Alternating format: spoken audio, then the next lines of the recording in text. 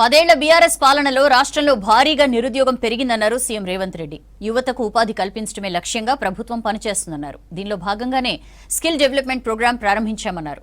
ఉద్యోగాల భర్తీని బాధ్యతగా తీసుకున్నామన్నారు. త్వరలో 35,000 కొత్త జాబ్స్ కు నోటిఫికేషన్ ఇస్తామన్నారు సీఎం రేవంత్ రెడ్డి.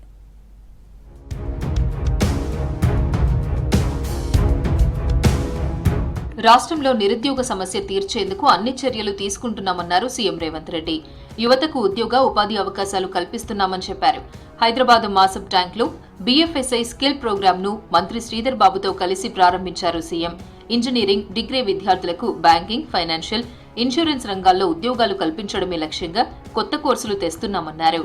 బీఎఫ్ఎస్ఐ వాళ్లను జనవరిలో వాళ్ళతో మాట్లాడి వాళ్ళు ఇచ్చిన ప్రతిపాదన నచ్చడం వల్ల జీసీసీ అంటే ఎక్కడైతే ఉద్యోగాలు ప్రైవేట్లో లక్షలాదిగా క్రియేట్ చేయగలమో ఆ సెక్టర్ను గుర్తించి బ్యాంకింగ్ విషయంలో కానీ, ఫైనాన్షియల్ సర్వీస్ విషయంలో కానీ, ఇన్సూరెన్స్ సైడ్ కానీ వాళ్ళకు అవసరమైన కోర్సెస్ కానీ వాళ్ళకి ట్రైనింగ్ ఇవ్వడానికే వాళ్ళతో చర్చించి ఒక ప్రణాళికను రూపొందించడము.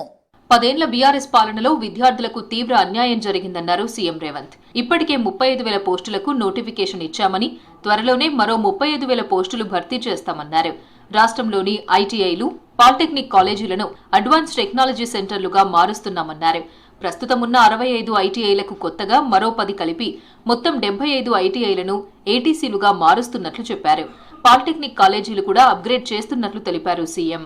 ప్రభుత్వం ప్రమాణ స్వీకారం చేసిన 90 రోజుల్లోనే 30,000 మందికి ఉద్యోగ నియామక పత్రాలు అందజేయడం ద్వారా వాళ్ళ తల్లిదండ్రుల కళ్ళల్లో ఆనందం ఎలా ఉంటుందో ఆ కుటుంబ సభ్యులతో చేరి రాష్ట్ర ప్రభుత్వం ఆనందంలో భాగం పంచుకోవడం జరిగింది. ఆ తర్వాత డిఎస్సి కావచ్చు, గ్రూప్ 1 కావచ్చు, గ్రూప్ 2 కావచ్చు, గ్రూప్ 3 కావచ్చు, ఇతర ప్రభుత్వ ఉద్యోగ ఖాళీల నియామకాల కోసం దాదాపుగా ఇంకొక 35,000 ఉద్యోగ ఖాళీల భర్తీకి ప్రభుత్వం నోటిఫికేషన్లు ఇచ్చి పోటీ పరీక్షలు నిర్వహించడానికి పూర్తి స్థాయిలో కార్యాచరణ తీసుకొని ముందుకు వెళ్లడం జరిగింది. గత ప్రభుత్వ నిర్లక్ష్యంతో యువతకు సరైన ఉపాధి అవకాశాలు లభించలేదన్నారు సీఎం. దీంతో కొంతమంది యువకులు మత్తు పదార్థాలకు బానిసయ్యారన్నారు. డిగ్రీ, బీటెక్, పీజీలు చేసిన వారు కూడా డ్రగ్స్ వలలో చిక్కుకుంటున్నారని ఆవేదన వ్యక్తం చేశారు. ప్రభుత్వం ఒక్కటే దీన్ని పరిష్కరించలేదని, అంతా కలిసి పనిచేస్తేనే డ్రగ్స్ నిర్మూలన సాధ్యమన్నారు రేవంత్ రెడ్డి. తెలంగాణ యువత ఉద్యోగ ఉపాధి అవకాశాలు దొరకకపోవడం వల్ల వ్యసనాలకు బానిసలయ్యి గంజాయి, డ్రగ్స్ వైపు చాలా వేగంగా ప్రయాణం చేస్తుండ్రు.